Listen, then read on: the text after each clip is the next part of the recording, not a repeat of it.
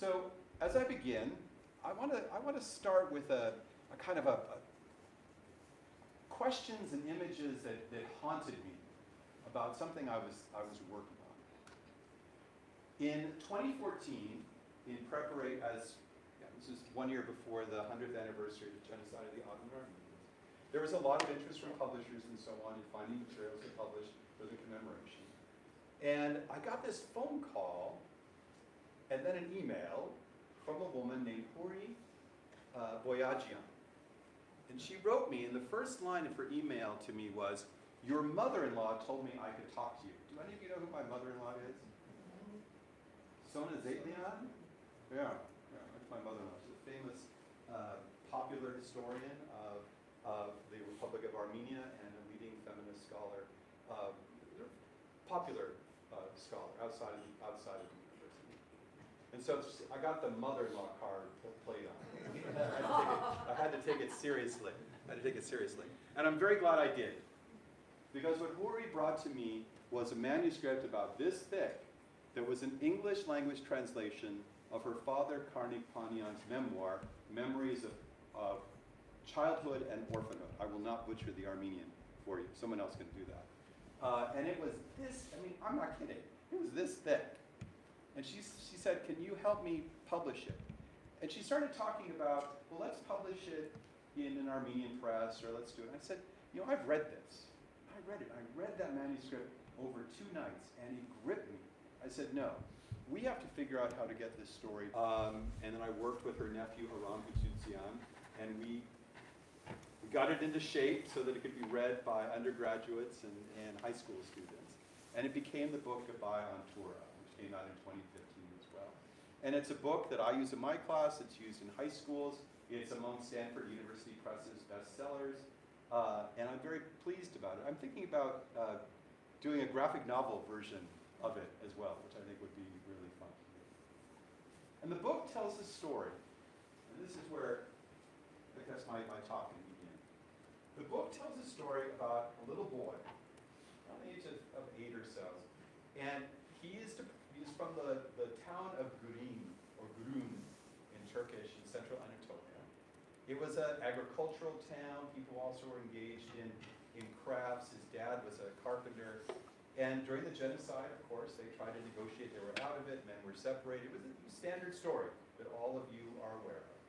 And he and his family, though, were brought because they were artisans, were brought to Hama rather than Deir ez-Zor. But eventually, most of his family members died. And the survivors turned him over to a German missionary.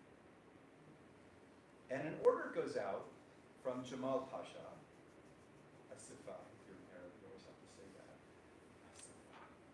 Jamal Pasha, who was 1/3 of the Young Turk Triumvirate, that for public health reasons, all of these little Armenian urchins needed to be rounded up and brought to orphanages, state-run orphanages. And 1915, the German pastor lifted young Panyan up onto a train that took him across Rayak and then to Beirut, and then transferred from there up to what had been a Lazarist school, a Lazarist monastery before the war, besieged by the Ottoman state. And there, Panyan was to become a Turk. He was to become a Turk. And I remember reading this story, and there were passages in it. So I'll share one of them with you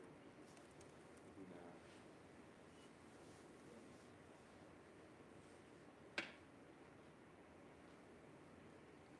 I didn't know Turkish, nor did I know any Turkish names or numbers. All I knew was my true name, and I didn't see the point of changing it. The boy before me was asked his name, and he replied with his Armenian name. Without warning, the schoolmaster, Fauzi Bey, smacked him right across the face. The boy fell to the ground and began crying. His nose was bleeding. Furious, the headmaster screamed at him, "Forget your old name. Forget it. From now on, you will be Ahmed, and your number will be 549. It was my turn next. I said my name me. Now it was my turn to be slapped across the face and fall to the floor crying. The schoolmaster then kicked my sides as I lay flat on the floor. I eventually passed out from the pain. He woke up 2 days later with broken ribs. Panya remembered a rigorous Muslim education and forced conversion, even discussions of circumcision. The use of brutal beatings with the falaka, which is, those of you from the Middle East know, this is the preferred disciplinary device of the secret police. A whip used on the feet for infractions, for engaging in religious practices, even whispering a prayer, for speaking Armenian. He talks about hunger as a constant companion. And he writes of a moment as the war is going badly for the Ottomans and the great Syrian famine is in full swing, of bringing bones, going out to this nearby cemetery and bringing bones of the dead orphans buried there, when the other boys would crush them up, boil them, and eat them. And Panyan, in an ellipsis that encapsulates the painful memories of the unwanted shame of eating others, says he never did so. So the story of Panyan was repeated over and over again, and eventually, I think those of you who know the story know that Beirut was captured by the French and the British, and then that orphanage was liberated by a combination of faculty from the American University in Beirut and the Armenian Red Cross. They went out there. They had to keep the Armenian boys and the Kurdish boys from killing each other, apparently. It was very, very kind of, you have to imagine Lord of the Flies, because a few days before the Americans got there, the Turkish officials left, and these boys were like all on their own, and they were not taking prisoners. And Panyan eventually sort of is able to recover. He never mentions or tells us what his Armenian name was. He's part of a massive effort by the Near East Relief to resettle Armenians in Cilicia, to try to create a new Armenian state in Lesser Armenia, and that utterly fails because of resurgent Turkish nationalism under Mustafa Kemal Pasha. And then he comes back to Beirut.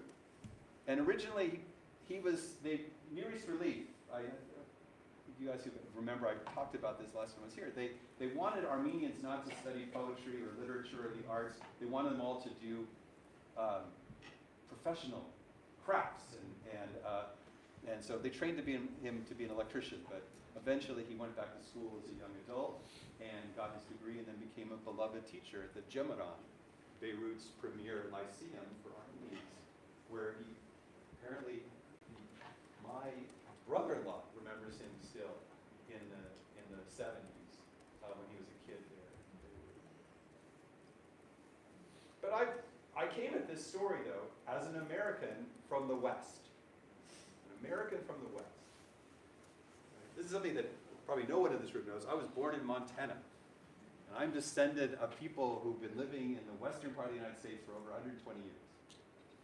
And we all know that there were people living amongst us before they got there. Right? We know that story. We see traces of it everywhere. In names, as we drive through reservations, as we see beautiful drawings of petroglyphs, even if we visit stone dwellings. We know there were people here before. And in fact, we know that many of them were taken to schools just like the school that Panyan was taken to. In fact, I know this even more intimately because my mother, the one who talks about rainbows and destruction of humanity, my mother did her student teaching at an Indian school for the Nezpers in a place called Lapway in Idaho. So I grew up with a broad sense of these Indian boarding schools and what may or may not have happened there. And it started me thinking, right? Because I argue in the Panyan volume, and I argue in this, that what happened to Panyan was part and parcel of genocide. It was part of the genocide. It wasn't a byproduct of genocide. The taking of Armenian children, the effort to turn them into Turks, was not a byproduct of the genocide of the Armenians. It was a central policy. And I encourage you to read some of my work on this, and the work of Elise Semerjian and others who talked about women as well, women and girls being subjected to similar treatment. So I said, well, if that's genocide, we're okay with that, then what happened to indigenous people is also genocide. So what also began so I began to look into this a little bit more. I was very curious about this. And there, within my field, within the field of genocide studies, for about 20 years, there's been a discussion, an argument really, about indigenous genocide. I'll talk about what that means in a second.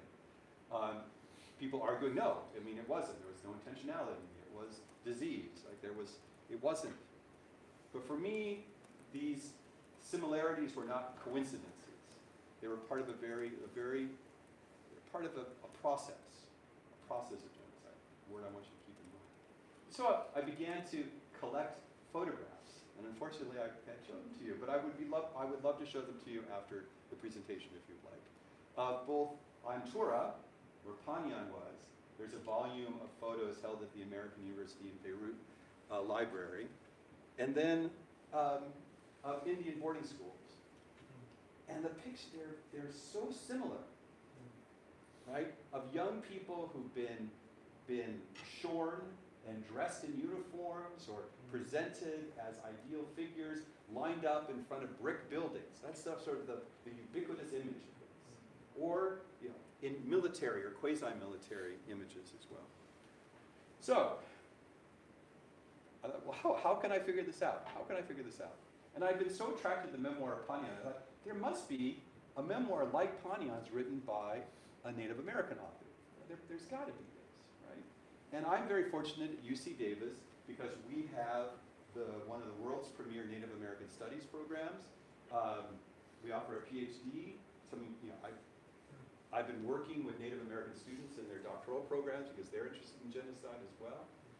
And so I found one with help of my colleagues. It's about a young boy named Adam Fortunate Eagle, who about 20 years after Panyan was lifted on that train, what we would today call a social worker showed it up at his home that he shared with his mom and his 5 brothers on Red Lake Indian Reservation in Minnesota. And his white father had just died, and the state had decided that his mom couldn't take care of all these little boys. And this, of course, those of you who study the lives of indigenous people in the United States know that the state would often declare Indian parents incompetent to raise their children and take them and put them in foster care. A practice that generally wasn't ended until 1974 with the passage of the American Indian Child Act. So it was around for a long time, even after the boarding schools began to be closed. So Panyan was taken to a boarding school just about a couple hundred miles away called Pipestone Boarding School. It was a state school that had been built by the community. It sort of euphemistically was called an industrial training school. And so this is 1935 when this happens. And to some extent, Fortunate Eagle was fortunate because this was the era of what was called, or so-called, Indian New Deal. And so Adam remembers his experience in the boarding school a little bit less ferociously than memoirs written 20 or 30 years earlier, or accounts from that era. But he also writes about being told that his civilization was worthless, being forced to dress in a certain way, being prevented from speaking his language or using his language in a professional or in an academic context. Right? He's of the generation that wasn't beaten for speaking Chippewa. But he also tells one of the stories he tells in his memoir is about the night that a bunch of young boys had been taken from a nearby Catholic-run missionary and brought to Pipestone. And the boys were traumatized. And the little boys began to tell stories of treatment at the hands of the Catholic priests that ran that boarding school, about the brutal beatings, about the alcoholism of the priests, about other kinds of violence as well. But how much time do I have? Another half an hour or so. Oh, okay. Yeah. Is that enough? Well, You can go more if you need. well, and so he tells his story about this. And even to him, the horror of it was so terrible that the boys were shaken. Talk about how they were shaken by what they had done. And what those boys had encountered, though, was typical of the treatment of indigenous children in what was called Dawes-era Act America. Dawes-era Act America. And this is the era after the American Civil War, when, and the closing of the plains in a way, in the era when indigenous people were no longer a great social or political threat to the complete settlement of the United States by Euro-Americans. In other words, they no longer posed a threat to that process, right? And the Dawes Act was an effort, 1887, 1934, during which time the US government sought to solve with finality the Indian problem. And that was the word that was used. And those of us who study the Armenian Genocide or Armenian history at all, we're always hearing about the Armenian problem, right? Right? It's pretty tough when you become a problem. And so, this is after the era of Custer's in 1877, and then later you have finally the Battle of Wounded Knee. And so the Dawes Act eliminated communal land tenure of the indigenous people. It eliminated self-government, self-identification, criminalized non-Christian religious practices, any form of cultural education, right? And to some extent, we have to understand the Dawes Act as an effort to extinguish the political and cultural category of Indian itself, which of course is exogenous. The US government said that these were Indians. Indigenous people have all sorts of other ways to talk about themselves. So this is the impulse behind the founding of the famous Carlisle Barracks, which was recently visited by Deb Haaland, the Secretary of the Interior, because there's a process going on of taking the bones of children that were incarcerated at that boarding school and trying to return them. And I had the privilege of working with a graduate student who was a Nubiak. Where did the Nubiak go? Anyone? Make it interactive. Alaska. Yeah, Alaska Native community. And her great aunt had been taken from this tiny little island off the shore of Alaska and sent to Pennsylvania, where she was farmed out to be a maid servant, and she eventually died of tuberculosis and was buried there at the barracks. And my student documented and wrote her dissertation about the process of working with the US military to retrieve the body and then bring her home and bury her with her people. And this all happened during the pandemic, which made it even more difficult. And perhaps the idea that's the sentiment that most directly, the passage in American history which most closely sort of captures the spirit of that era is attributed to Captain Richard Pratt, who was the founder of the Carlisle Barracks. And in 1892, he went to the Denver meeting of the National Conference of Charities and Correction, and sort of NGOs, right? Just a big NGO conference. And he addressed them in an article about the benefits of mixing Indians with whites. Said, a great general has said that the only good Indian is a dead one, and that high sanction of his destruction has been an enormous factor in promoting Indian massacres. In a sense, I agree with the sentiment, but only in this, that all the Indians there are in the race should be dead.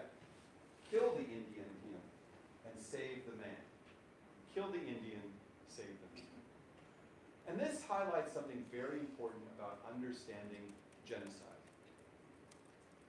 and brings to the core what is my argument about this piece, which is that I argue that through a focus on the lived experience of children during genocide, we can build a comparative framework for the global study of indigenous genocide. I make this argument because during most genocides, there is a systematic and shared pattern of the treatment of children. And then I also argue that such a focus demands, or invites, would be the better word, a refocusing and recentering of the destruction and erasure of culture as among the elements of genocide. When Pratt wanted to kill the Indian and save the man, he wasn't talking about biological destruction or extermination, right, which is a common conception about genocide. He was talking about killing his culture, removing his culture from him, and thereby destroying a people. And when Halide Adib and Jamal Pasha were doing the same to Karnik Panyan, they were doing exactly the same thing. Exactly the same thing. So I'll move back to this argument because I can actually connect Pratt and Halide Adib and many of these so-called humanitarians in a kind of intellectual community around the treatment of children and nationalism. But I first want just to, with the Israel's war in Gaza against Hamas, the word genocide is present in our vocabulary a lot, right? And so I want to provide to you a definition, and there's also the official UN definition from the United Nations Convention on the Prevention and Punishment of the Crime of Genocide. So I'll just share with you mine, which is acts committed with intent to destroy in whole or in part a national, ethnical, racial, or religious group. And the 5 acts include killing members of the group, causing them serious bodily or mental harm, imposing living conditions intended to destroy the group, preventing births, and finally, what I have just been talking about, forcibly transferring children. And victims are targeted because of their real or perceived membership in the group. They have to be part of it. So, with that in mind, I want to also define indigenous genocide. And this is important, because as I noted previously, there is a debate about whether or not indigenous people actually face genocide. Right? And serious people say that the word genocide should not be applied to the treatment of indigenous people. And 20 years ago, I probably couldn't have given this talk, actually. So, indigenous genocide as an idea, usually unfolds over a long period of time, with multiple actors, state actors, settler actors, non-state actors, or people who are not necessarily connected to one state or another, but have arrogated themselves the right to kill. It usually accompanies one of 2 major modern processes: state centralization or settler colonialism. It focuses on extermination, but also on the destruction of environment, culture, and foodways.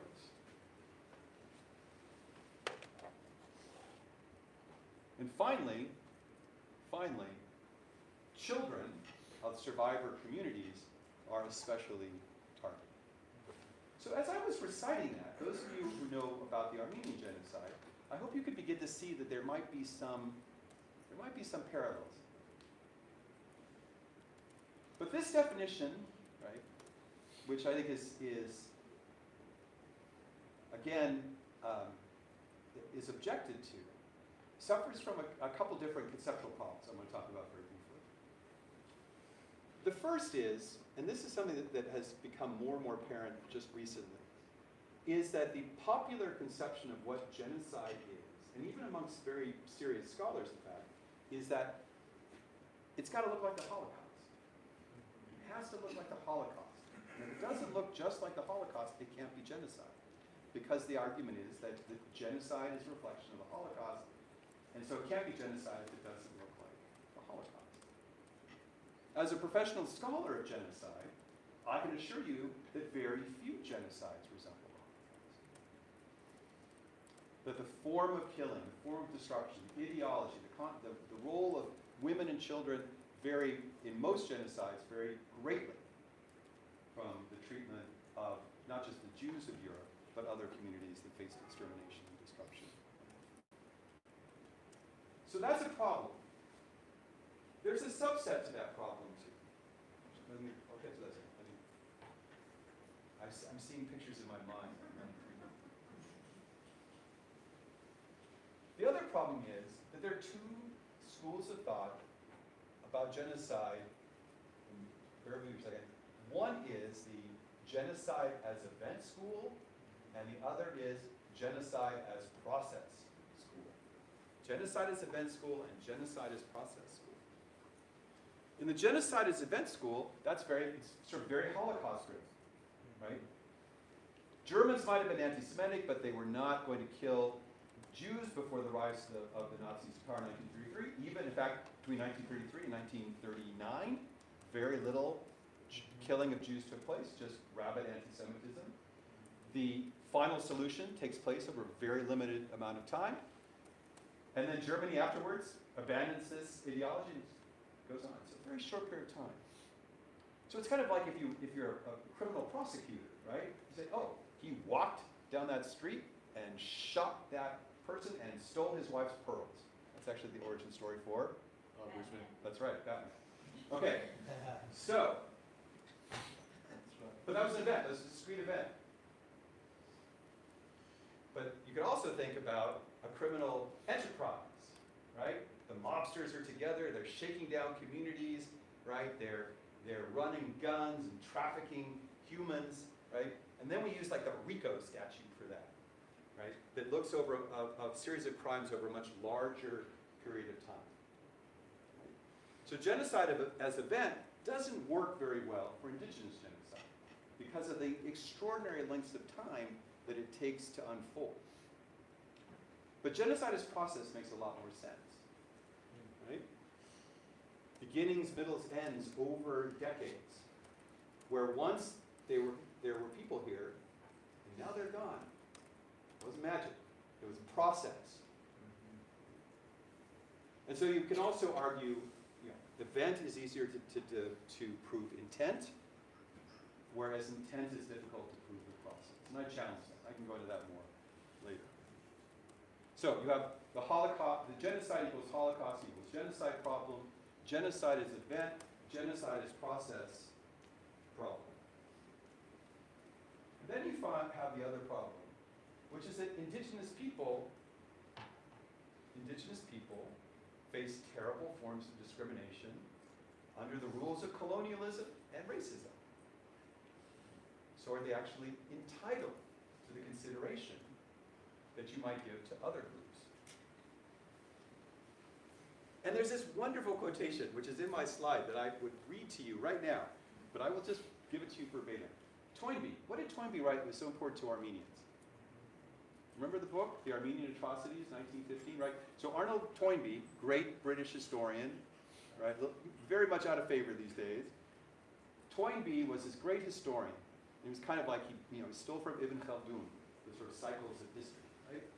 And so Toynbee was a propagandist for the British government during the First World War, and he needed to persuade the British public that the Armenians were worthy of support, right? And so he wrote this book, and it was actually very well documented, right? It's an important text that we all use, but he has this one amazing passage in it, where he says, and he names 3 communities that face genocide. The Armenians are not like the Red Indians of the American West. The Armenians are not like the Red Indians of the American West. Nor are they like their neighbors, the Kurds. The Armenians have built civilization and society. They have churches, they have schools, they have industry. They have all these things. Now, of course, indigenous people have all of these things too. Kurds had all of these things too. But he was making an argument that the Armenians were so different than indigenous people, they were more like us real British people. Right? And so one of the final problems besetting the effort to define the possibility of indigenous genocide is that it happens against people who for much of the 19th and 20th century were considered inferior. And that indeed their disappearance was the normal process of civilization pushing out barbarism. And this, of course, is not just true for North America, it's also true for South America, for Australia and New Zealand. Now, one final question, though, that also is important for my discussion, which is what is indigenous? What is indigenous? And so I'm a scholar of human rights studies, and so I'm actually, I have to confess, I'm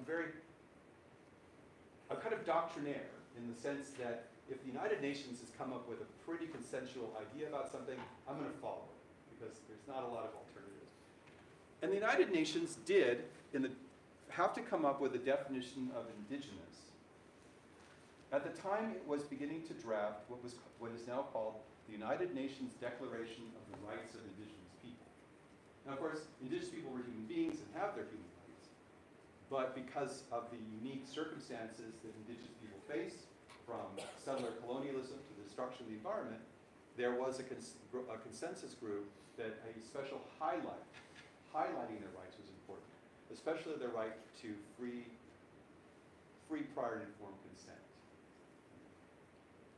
So, indigenous communities, and again, I want you to try, those of you familiar with Armenian communities, indigenous communities, peoples, and nations are those which, having a historical continuity with pre-invasion and pre-colonial societies that developed on their territories, consider themselves distinct from other sectors of the societies now prevailing on those territories or parts of them.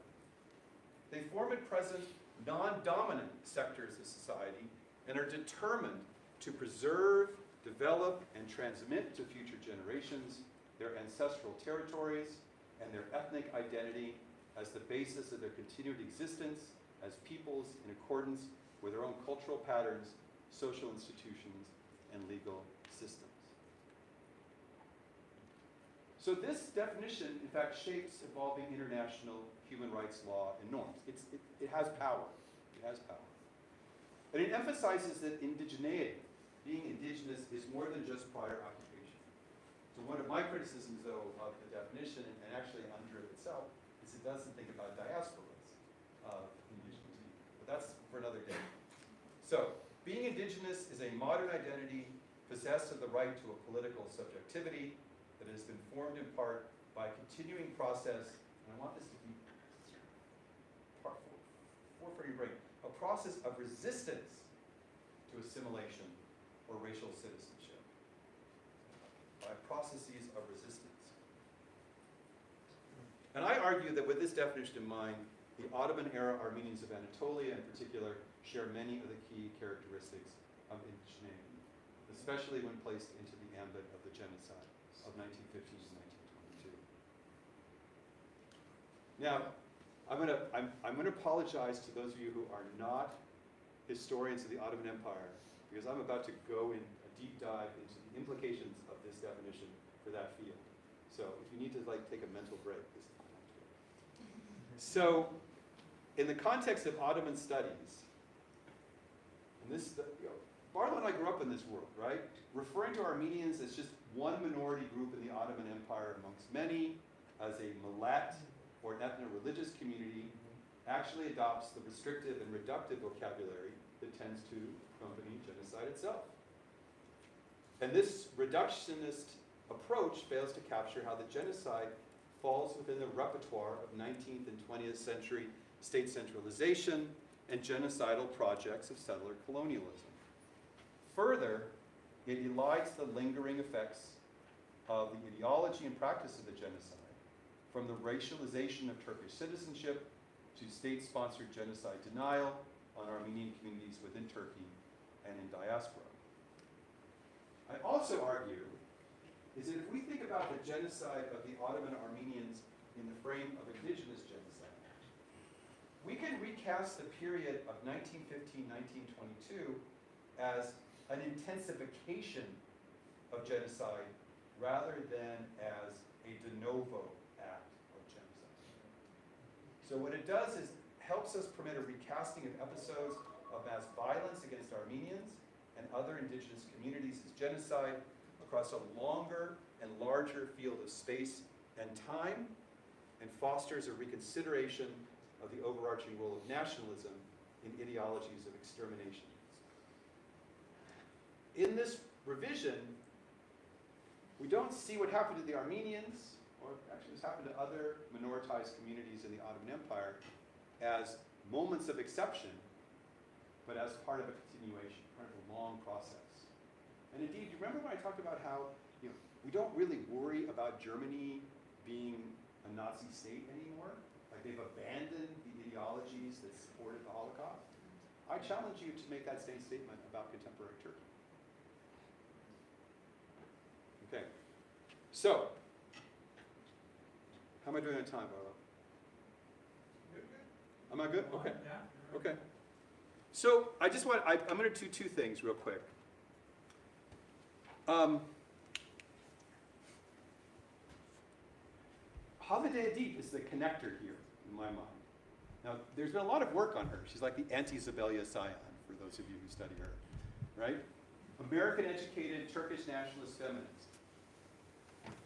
One thing to always remember about boarding schools, especially boarding schools in genocide, is that they were seen as the humane alternative to extermination. The humane alternative to extermination. And that you're actually doing something for a humanitarian act of benevolence towards the targeted population, that instead of eliminating them, you were permitting them to live, but with a new identity. And so this is an idea that American policymakers had begun to develop, other colonial powers had begun to develop towards their own colonized peoples, that was learned by those who were committing genocide in the Ottoman Empire. And so this connects. And so sort of as I keep working on this project, one of my goals is to deepen that knowledge of the connections, and this idea that those who commit genocide learn from other people committing genocide. Right? They follow, especially if they get away with it, right? So this is why there's such an obvious reason to oppose impunity. Right? So I want to move to one final thing, and then I'll be quiet. So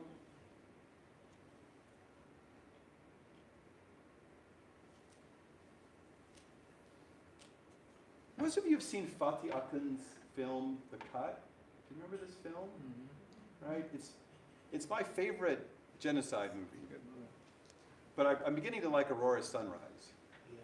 I'm beginning to like Aurora's Sunrise. Those of you who haven't seen, you can watch it on PBS. My mom, who talks about the destruction of humanity all the time, she liked it. All right, so the Fatih Akın is a German filmmaker, and the title character is Tahar Rahim, and he plays the protagonist Nazaret Manoukian, right? And he, during the opening part of the genocide, the guy tries to kill him, but he can't bring himself to kill Nazaret, and just slices his throat so he can't speak, which also was good because Tahar didn't have to learn that much Armenian for the part. Okay, and so there's a I mean, it's true, right? So there's this scene during the deportations where he's in a work gang, right? And those who study the genocide know is that a lot of times the men were separated from their families and then were enslaved in work gangs, right? And so there's a scene where a deportation march is passing by, and an Armenian woman is brutally raped and murdered, and her child is murdered. And Nazaret and the other Armenian men do nothing. They do nothing. And it just, even talking about it now, it's really heartbreaking, right? So, in the story, he's trying to find his twin daughters, right? I have twins, so I was thinking about this. So he's trying to find his twin daughters he was separated from during the genocide. And he eventually gets to Minnesota, where Adam Forsteneagle is from, right? And so he's in Minnesota. He's in Minnesota in the story, and he thinks he's lost both of his daughters, and he is working as he's working helping put together the railroad.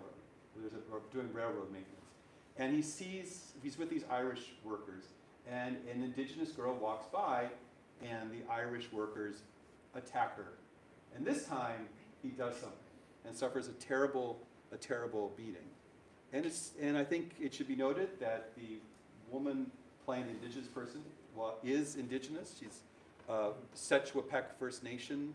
Setchwapek live up, way up, Kamloops, Canada kind of place, right?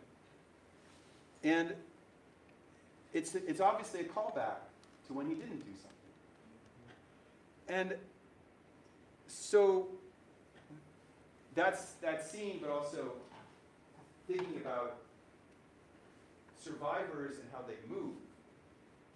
Survivors often find refuge in countries that have exterminated their indigenous people.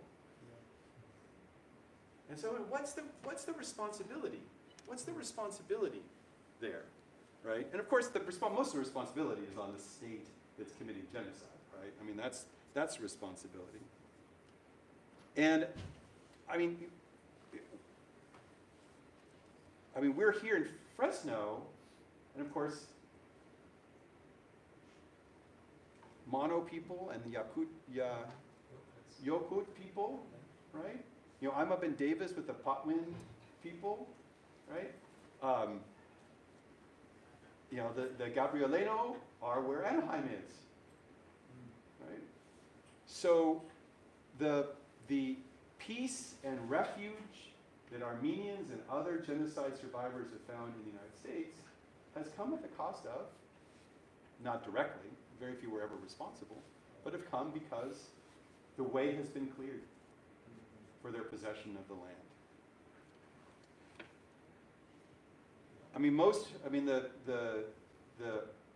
The Soroyan and his generation that escaped the pogroms and the massacres in the 1890s and 1880s that came here to the valley, this is just a few years after the Wounded Knee massacre.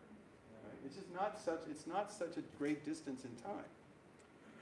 So I think one of the reasons to bring indigenous genocides into this environment of sharing, or shared, is because it invites these communities to embrace this term that comes from Indigenous studies or Native American studies called survivance, right? And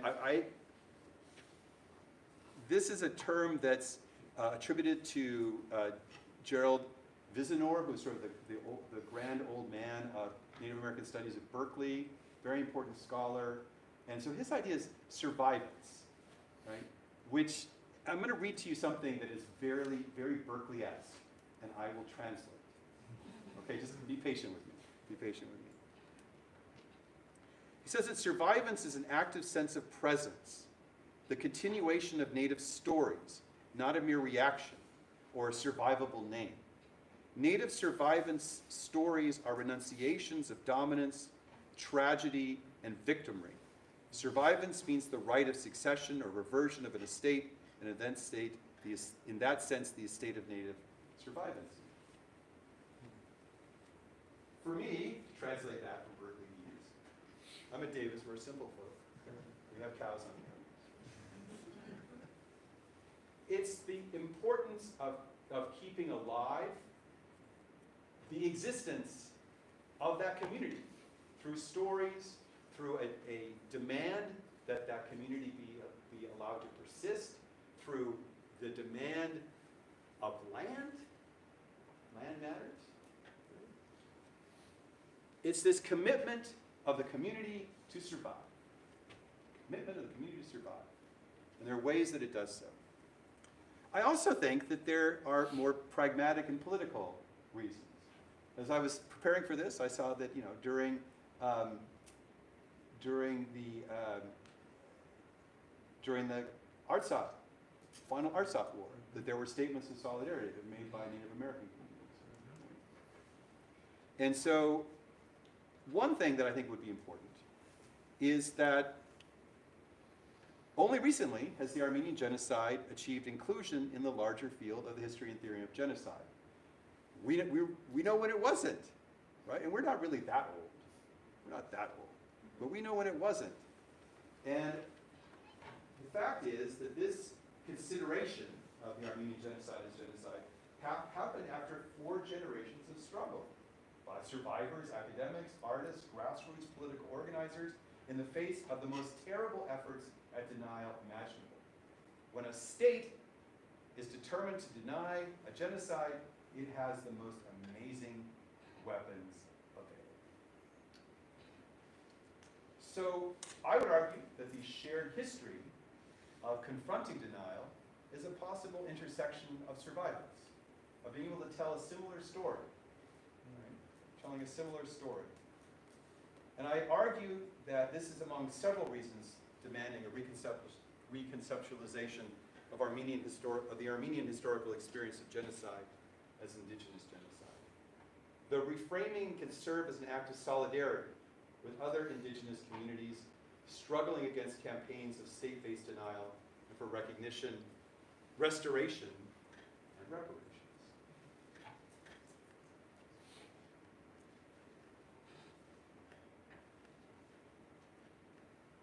Placing the history of Armenians as indigenous people and the generations of mass violence against them into an indigenous genocide frame opens the possibility, I would argue, of re-engagement with many of the critical lacunae in the theory of genocide itself. And this is very important, because much of what I'm advocating here is a decentering of the Holocaust in the definition of genocide. What I tell my students is decolonizing genocide. So this is especially the case in the field of the destruction and erasure of culture, language, and the transfer of children, which are not the byproducts of genocide, but rather key elements of it. And I think that intersectional solidarity of this nature is critical when looking forward to a future with continuing and renewed threats to indigenous Armenians and other indigenous minoritized communities of the Middle East and Caucasus, Copts, Assyrians, Yazidis, Kurds, Palestinians. Thank you.